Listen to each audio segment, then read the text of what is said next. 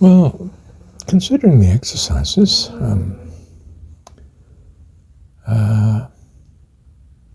what might be best is if you follow how Kriyananda does it on his video, just Kriyananda, probably called energization exercises.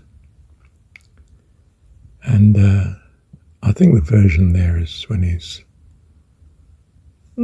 not a young man there, definitely, no. But when he was a young man, he was the example that the demonstration for Paramahansa was done by Kriyananda in the last few years when they knew each other. And so it's as probably authentic as you can get. Although I notice he doesn't stick strictly to what is in the lessons of Self-Realization Fellowship, which he may well have been instrumental in writing, I don't know. I think he was instrumental in when the lessons were coming together. But of course SRF may have edited them and changed them a little since then, I don't know. So I've unquestionably been influenced by both. But at the same time, my goal is not quite the same because, well, as you know, I have a very distinct allegiance to specifically the Gospels, and so I don't see the goal in quite the same way as these fellowships perhaps view things. So on YouTube, if you just look up Kriyananda energization exercises, and he just demonstrates, he's got a beard there, I notice. Not the long hair he had in his youth, of course. And I'll watch it with you. So let me get it up on the screen and take it back to the beginning, so to speak. So if you start where he actually has his hands together and is about to do the first exercise, which is a sort of standing double breathing exercise, and start it now. Right, well, there's no need to do that many repetitions. 3, of course, would be enough. Possibly you wouldn't fold your arms on the next exercise, and make sure you're tensing the leg, of course, as he says.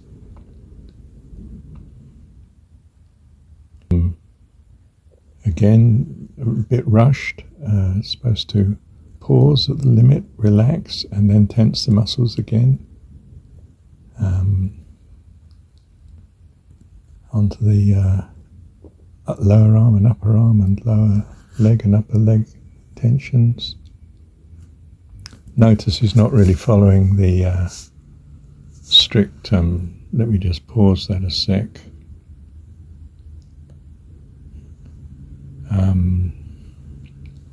With each movement you should sort of imagine gradually tensing, holding, relax. Tensing, holding, relax. Really, I find that is a better timing than is being preached, so to speak. But you'll do what you find is best. So when it comes to tensing the left side and right side, chest and buttock, timing I would say was not good. It should be tensing, hold, relax, and then the other side, tensing, hold, relax. Yeah, I personally imagine flushing the muscles with blood, nourishment, energization, if you like, health and vitality. It's not meant to be a strain. You're not stressing. You're not doing it with no vigor. Moderate, modest tension. Word tension is a bit too strong. You're strengthening, holding the muscles, relax, holding but not straining. And the gradual tensing is just as important as the holding, and is just as important as the relaxing. Okay? You're dealing with not a machine, you're dealing with a human body, a wonderful creation by God, given to us, magnificent, absolutely unspeakable, wonderful, good. Similarly with the back, it's not left, right, it's left, hold, relax, right, hold, relax, left, hold, and then up to the middle, 3 times each side, 3 times each side for the middle, 3 times each side for the top. Don't rush it. You don't have to get the entire routine done in 15 minutes. You don't even have to do the entire routine. But what you do well, and treat the body with respect and kindness and care. Treat it for the wonderful gift that it is. Yes. But notice the health and vigour of the man. I mean, pretty good for his age there, isn't it? Yeah. Yeah, when you come to the shoulder one, tension, modest tension. It's the exercise itself is enough. You're just giving it some mind and some tension, okay? Don't make your routine so arduous that you don't want to do it. That is a disaster recipe. Do what you find is a pleasure, a joy to do, and encourage the body to be wholesome and full of vitality. We're not building muscles particularly when we're not trying to look like Samson, okay? We're not driving to do things in the extreme and unbelievably well. We're just making sure the body has the right exercise for what it needs to keep you in health and vitality. Well, when it comes to tensing the throat, that looks horrific. I do hope I don't risk doing this in front of a camera, you'll notice. But that's a bit comical. Mine's nothing like as dramatic as that, and nothing like at that speed either. Okay? Yeah. I notice that he does the order rather differently to the realization lessons that I once had, which it's the left side, right side, both. Repeat 3 times, which is quite a bit different to whether it makes any difference, I don't know. Take your choice, I guess. Now when you rotate the head with tension, try and think of a different word less than tension, all right? Modest, medium tension. How's that? That's at least, all right? Not more. Okay? And not at the speed that Yogananda does it. Sorry, Kriyananda does it. It would have been interesting to have a video of, I suppose there weren't videos then, were there? Oh, he could have done a film of it, couldn't he? Of Paramahansa doing the exercises, but I'm not sure as he ever did it. He got someone like Kriyananda to do the demo. I can sympathise with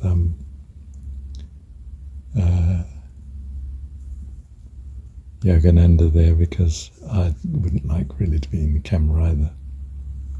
Right, now when we come to lower back adjusting, so to speak, I do not recommend you do it this way at all. I notice even the when it was produced as lessons, self-realization lessons that were mailed to people, the energization exercises of self-realization fellowship, said jerk. I don't think it's a good idea to ever jerk the spine. And I know that some osteopaths and so on and body manipulators do such things to people to put things right. But so I would say, first of all, the forearms parallel to the ground with the arms touching the side of the body. So the arms at the side, lift the hands so that the arms are at a right angle with the pointing forward, and then turn the upper part of the body to the left and then back. Right, back. Left, back. But don't jerk. Almost, but not quite. I don't want you to have endless back trouble. And if I could give you the overall timing, it's to the left, back. To the right, back. To the left, back. Not left, right, left, right. Don't do it that way. Should be said that make sure you've got the legs apart for this exercise. You had the legs together for the previous exercise, but this one, the feet are about a foot apart. And try not to do that enormous circle that Kriyananda's doing here. And some tension in the body, but not as much as Kriyananda's doing. In other words, smaller circle, keep the back straight. In other words, don't let the head do all the work. Keep the head and the spine straight, and you're pivoting on the waist. And you're doing it with care. You're not trying to put your back out. You're not trying to do the biggest circle that you can. Modest, small circle. Concentration, some tension in the side muscles and back muscles. And do it slower. Notice when it comes to bending from side to side, he's almost swinging. I don't do that. I'm upright. I lower to the left side, hold, back again. Lower to the right side, hold, back again. And it's not a motion of the head. You're keeping the head in line with the back. It's a waist motion. It's happening at the waist. Try to keep the hips still, within reason. We do want you to remain balanced upright. Now, forwards and backwards, well demonstrated, but grossly over-exaggerated. This is not some swinging exercise. The effectiveness is the knuckles either side of the spine pushing into the back, not the degree to which you can arch your back. You arch the back as a consequence of the pressure on the spine. And no doubt it's to help align the spine. I say no doubt, I suspect that's the idea. So you're not meant to be swinging violently, as demonstrated here. Look, this is not fair comment by Marshall. It's a wonderful demonstration. It's most helpful. I wish I'd had it when I'd first learnt.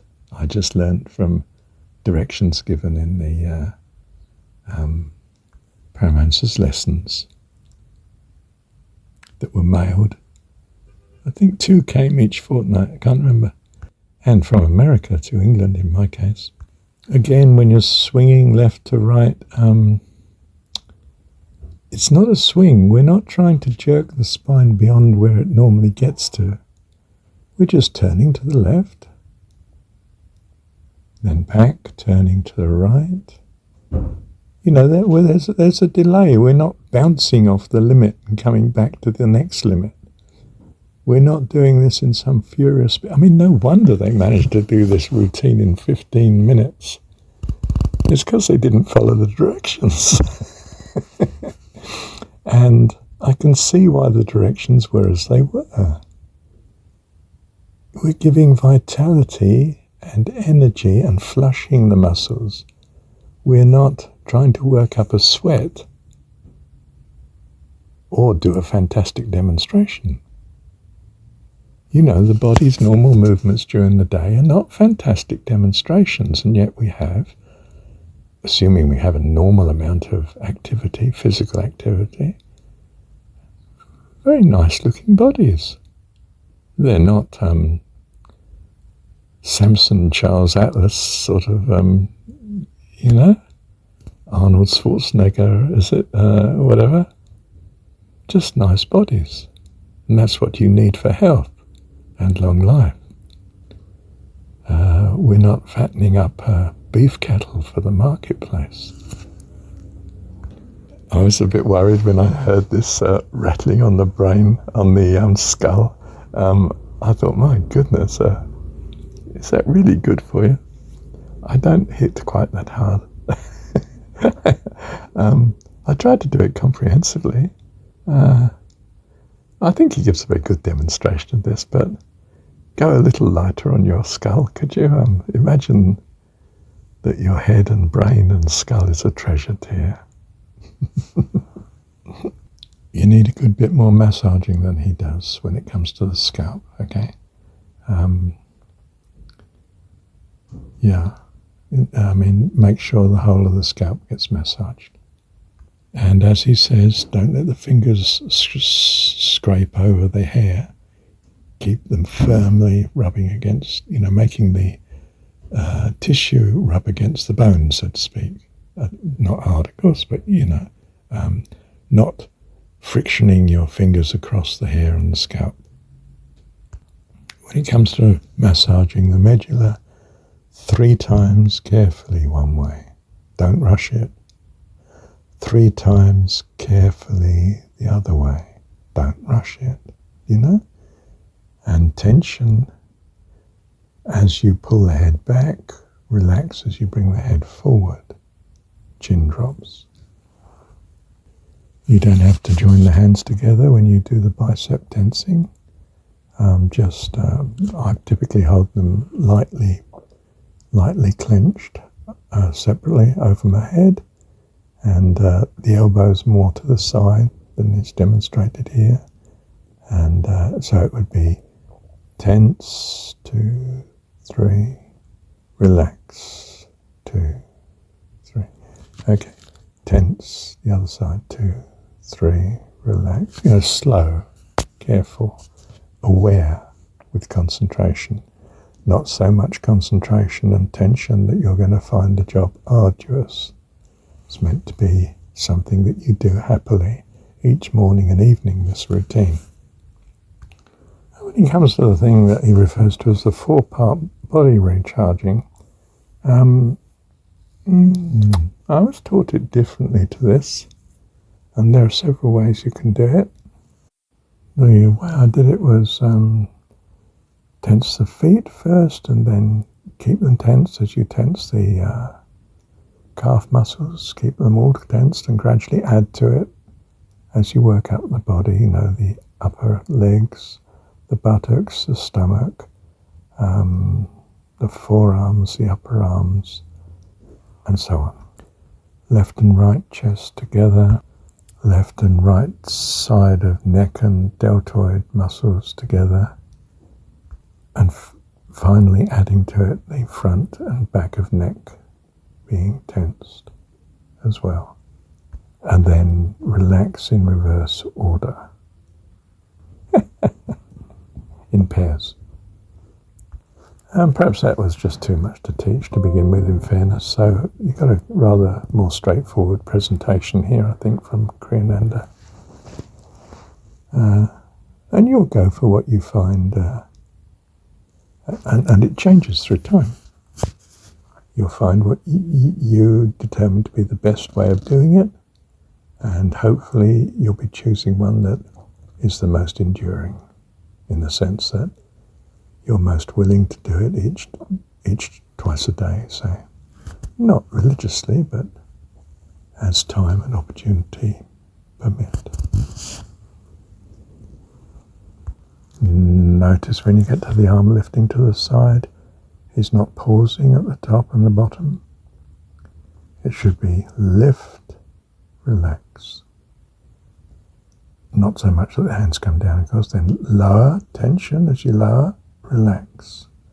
So you're thinking of the muscles that you're using each time, which muscles you're focusing on to lift the arm, and which muscles you're using to straighten the arm.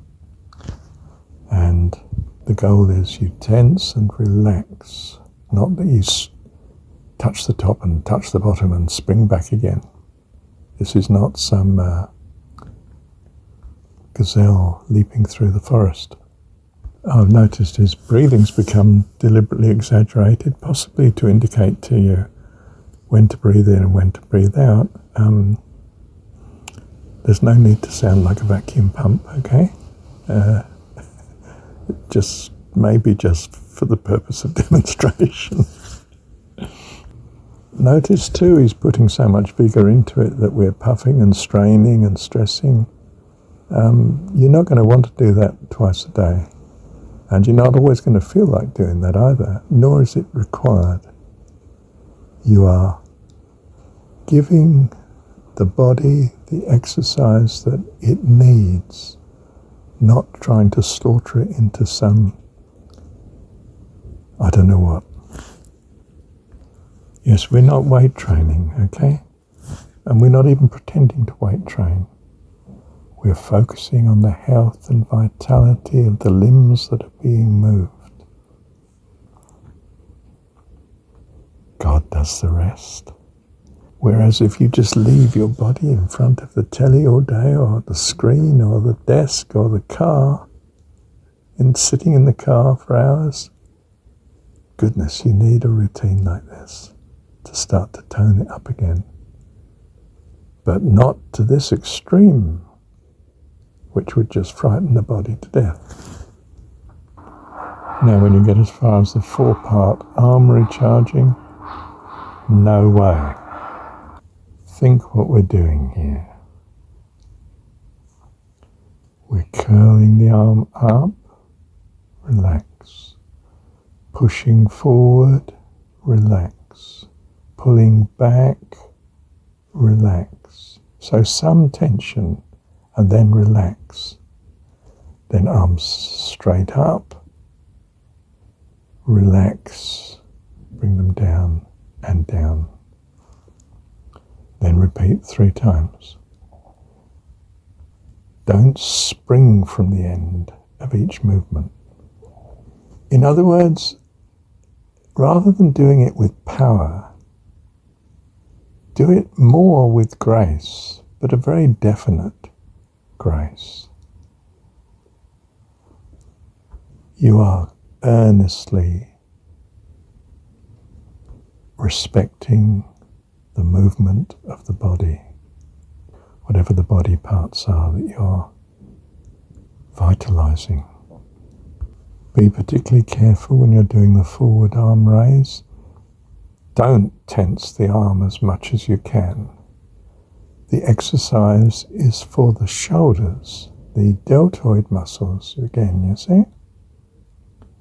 Otherwise, you can find that all of your exercises are just tension exercises for especially the fist and the forearm and the upper bicep muscle.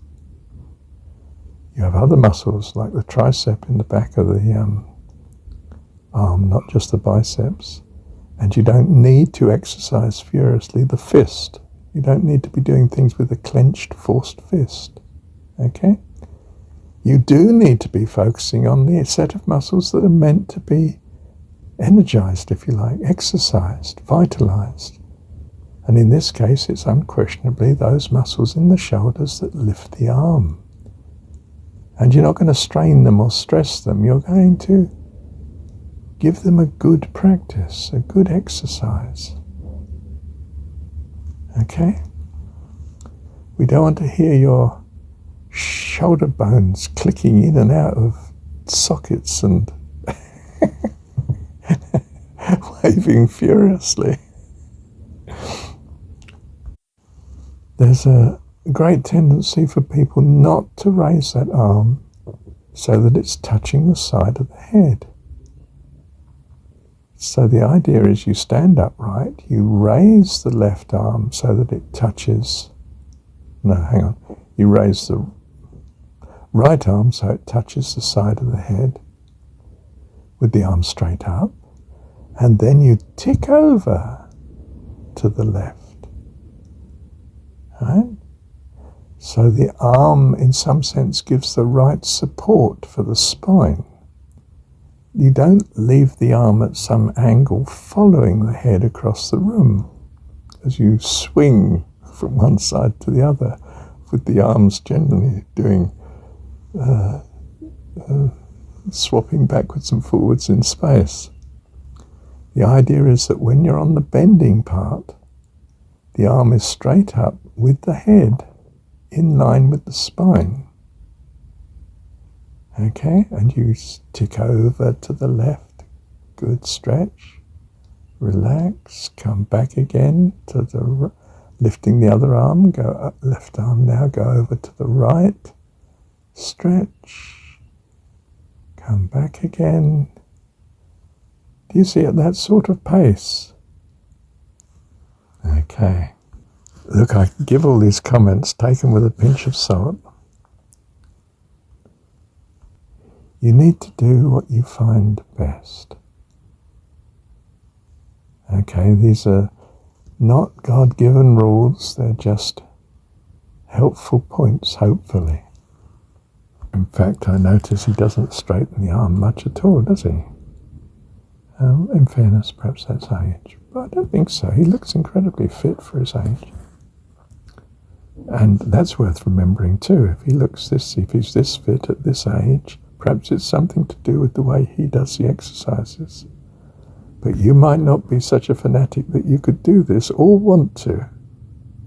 And, okay. Now the walking in place shouldn't sound like a heavy route march, okay? And it doesn't need to be done at this speed. And the bigger you are, the taller you are, the slower you'll tend to do it as well. Elephants don't run at the speed of gazelles, or at least they don't run with the same, probably not the same speed, but the frequency of leg movements is much slower. So the marching should be pronounced, and you're tensing the legs to some extent as you bring them up, and tensing the other arm on the other side as it comes up, and you're straightening the left arm when the right arm's bent, etc. I think it's a count of 50, which is 25 steps each side, isn't it? Now you can kick the heels high into the air. It doesn't help the running. It's not going to be, don't know about this, running on the spot. I just run on the spot. He does a very good demonstration of it being pronounced. Possibly strike some happy medium between the two extremes, okay? Again, 50 steps, 25 each side. Now, amazingly, the fencing seems to go the other way. And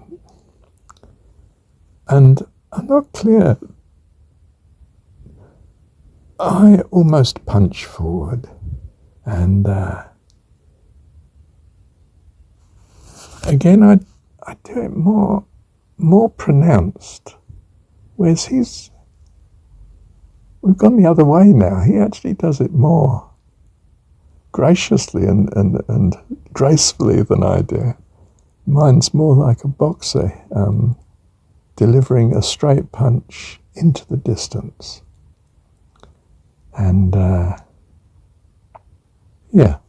well, do it your way is my best advice.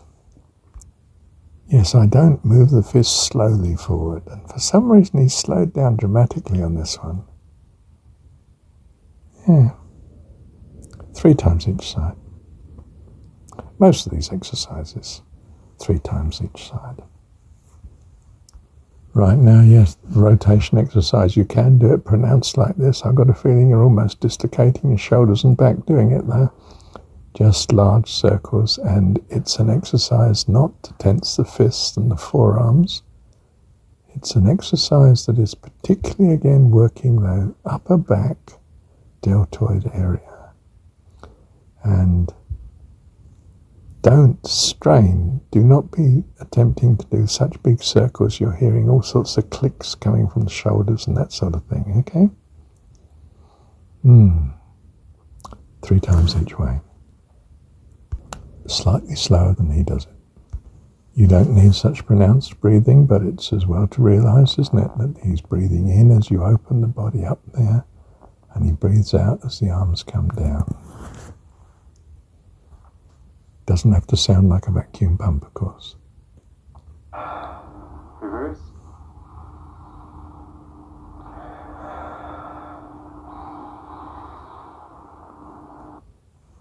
After he says reverse, you'll notice he's much straighter on the arms. The stomach exercise is incredibly well demonstrated, but I take issue with the way he does the in and out movement of the stomach. For the second part of the exercise, where you breathe out and the stomach is in, relax. Now, you don't breathe with the movement of in and out. He's breathing in and out with each in and out movement of the stomach. It's not like that. You've breathed out, now you're going to go up to several times in, out, in, out, in, out. You're not breathing as you do this, whereas clearly Ananda is. Okay, well, I just do it differently. I won't say for certain which is best for you. You use your own judgment. And when it comes to the rotation, well, quite honestly, I did it so badly, I didn't bother to even perfect it. I leave that one out. I did practice it for a while, but didn't feel I was doing it at all well enough to be willing to continue to do that one. Okay, when we get to the double breathing, notice I would not agree with that at all. It's not done like that. Arms forward, breathe in as you open, hold, 2, 3, forward, 2, 3, and then back, open, 2, 3, hold, forward, 2, 3. Slowly, deliberately, carefully, firmly, well. Yeah, that's the best word, you know. Not tension exercises. Firm. Firmness. You're in complete control. The muscles are being helped and encouraged into health and vitality, efficiency, correctness. Do you see? Don't be casual about it. That's important. But don't be forceful about it. That's important. You're simply doing motions well. The body is wonderful, and your movements are wonderful too. He definitely just swings his leg and the leg recharging. That is not what it's supposed to be. You stand erect, you curl left leg first, hold it in the bent position, relax. Tension, you straighten it again, relax. Tense it, bend it again, relax. Tense it 3 times, then with the other. Do you see it? That's sort of not the speed he's going at, and certainly not sort of swinging it. Circles, 3 times 1. Ananda in the demonstration, of course, can't concentrate on everything, but basically 3 times for each movement, you know. when it gets to double breathing without tension, of course, if you were breathing as heavy as he is, you'd be anything but without tension. Yeah. In fact, it looks as though he's definitely tension when he clenches his fists and pulls them to his chest and the chest comes up and he holds his breath. I mean, I'd say there was a lot of tension going on there, but still. I think the advice would be best without tension. Without tension. I have a strange way of doing this exercise. As I breathe out to begin with, I have my eyes open and I'm looking into the distance and I'm welcoming the whole world in blessing. It's harimai, welcome. And when I breathe in, I close my eyes, my back tends to straighten and the shoulders back as I open the chest. And my head goes back and my eyes look to the point in the forehead, so to speak. And I just hold the breath in blessing. And then I breathe it out on the world as I open my eyes again. Look into the distance, stretch my arms in a welcoming fashion to bless the world. Do you see? I bless within and I bless without. We become a wonderful person in that we become wonderful for all, including ourselves, by the grace and the goodness and the love of God. Thank you, Heavenly Dad. My goodness, 37 minutes. Yeah, well, it's just a running commentary, and I'm not sure how valuable this is. I think you get quite a lot just out of watching Kriyananda without any blurb from me. But just a few comments and make what you will of them, okay? But do have in mind, you want your routine to be a joy to you and a pleasure, a happiness, something you look forward to, not think, oh, I must squeeze it in. I've got to do it. You haven't got to do it. Do it when you're going to do it with joy and with love and care, and you'll benefit much more. And God will make the time as is best for you. And it's not some exhaustive bodybuilding routine. It's not no pain, no gain. It's anything but that. Okay? Bless you. Thank you, Heavenly Dad.